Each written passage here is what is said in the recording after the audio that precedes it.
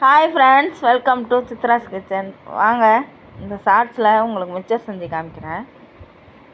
நான் அதுக்கு கொஞ்சமாக உடச்ச கடலை, கொஞ்சமாக வேர்க்கடலை, கொஞ்சமாக முந்திரி, கொஞ்சம் கருவேப்பிலை, பூண்டு கொஞ்சம் உரிக்காமலே அப்படியே முழுசாக இடித்து வச்சுக்கிட்டேங்க.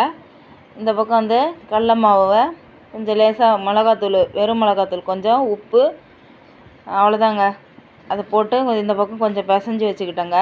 இது வந்து ஓமப்பொடி செய்கிறதுக்கு.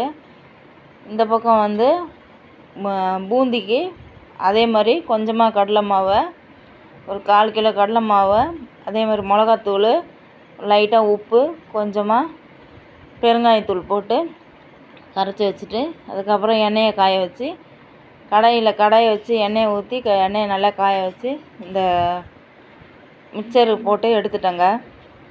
இது ஃபஸ்ட்டு இதை போட்டு எடுத்து நல்லா எண்ணெயை வடிச்சிட்டு எடுத்து ஓரமாக வச்சுட்டு, அதுக்கப்புறம் காரா பூந்தியை பொரித்து எடுத்துட்டு, அதுக்கப்புறம் இந்த வேர்க்கடலை, உடச்ச கடலை, முந்திரி, கருவேப்பிலை இதெல்லாம் நல்லா, பூண்டு எல்லாம் எண்ணெயில் போட்டு நல்லா பொரித்து எண்ணெயை வடிச்சிட்டு எடுத்துட்டேங்க.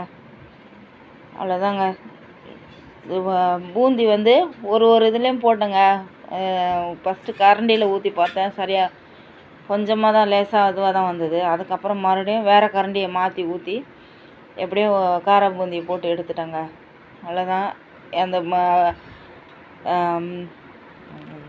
அவ்வளோதாங்க. இந்த மிக்சரை வந்து நல்லா கையை வச்சு பொடி பண்ணி, அதோடு இந்த வறுத்து வச்ச பொருளெல்லாம் அதிலே போட்டு, காரா பூந்தி அதிலே போட்டு, காரத்துக்கு தகுந்த மாதிரி வெறும் மிளகாத்தூள், கொஞ்சமாக உப்பு, ஏற்கனவே நம்ம காரா பூந்திலையும் அந்த மிக்சர்லேயும் உப்பு போட்டு தான் பொரிச்சிருக்கோம். அதனால் உப்பு பார்த்து போட்டுக்கிட்டு, இதுக்கு வந்து பெருங்காயத்தூள் நிறையா போட்டுக்கணுங்க.